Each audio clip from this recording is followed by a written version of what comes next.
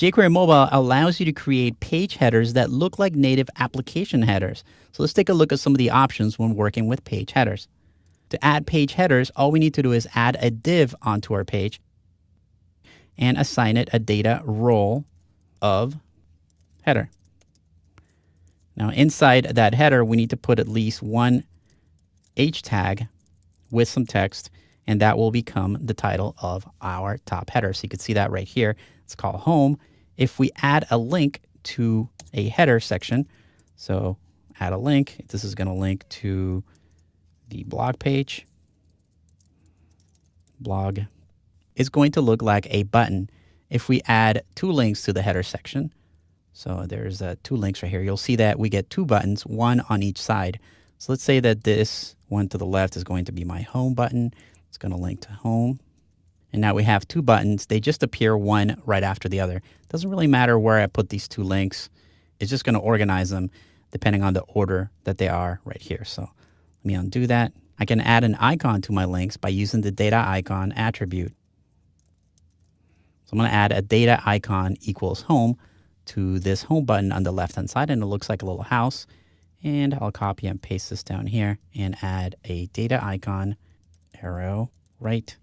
And that adds a little arrow pointing to the right. There's a number of other icons that you can use. So for example, you can use the grid icon. You can also use the gear icon, or something like, if you need a back button, just the back icon. So to find all of the available buttons, make sure you check out this webpage in the jQuery Mobile documentation. Scroll down a little bit and you'll be able to see all of the default icons that you can call from any of your pages.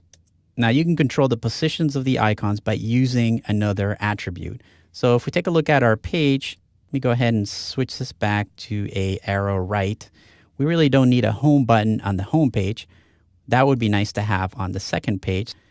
I'll actually copy this whole entire section with my header onto our blog page. Okay, and we'll indent it a little bit. Now, obviously, when we do this, we want to do a different header on this page. So my H1 tag for the header on the blog page will be blog. And I want to get rid of the link to the blog on the blog page. And I want to get rid of the link to the home on the home page. So there it is. If I click on blog from the home page, it takes us to the blog section, and I can click on home to go back to the home page. So on the home page, my arrow looks a little weird because it's to the left of the text that says blog. It would be a little nicer if we could put that to the right of the word blog and make a little more sense to see it after the text. We could do that by adding an additional attribute called data icon position, or data icon pos. On the home page, we have a link to this blog, and we'll do data icon POS, and it's going to be an icon position of right. That puts our arrow to the right of the text up here. We can get rid of text in the buttons by using data icon pos with no text. So on the second page, I don't really need to say home. The home icon is pretty self-explanatory. So right here on the second page, I could type in data icon POS and type in no text. So on our second page, we just get a little home icon. We can click on that and it takes us back to the home page. Now, it would be nicer if this button was actually on the right-hand side. The way that we've done that before is by just making two icons, right? And that puts this on the right-hand side. But if we only have one button and we want it to be on the right, we need to do things a little bit differently. Let me show you how jQuery Mobile works. I'm going to click on this preview, and since this is a WebKit browser, I can right-click and select Inspect Element. Actually, it's better if you right-click on top of the icon itself. So if you select Inspect Element, it's going to find that element in the code. And let me go ahead and make my window bigger here. And it's going to show you that that particular element is styled already with some properties. So if we take a look at this, you can see the anchor tag, which is the parent of what I clicked on, has a bunch of classes already attached by jQuery Mobile. One of the classes that you see right here is called UI button left. So by default, jQuery Mobile adds a class called UI button left. If we want the button to be on the right, then all we have to do is override that class and make it a icon button right.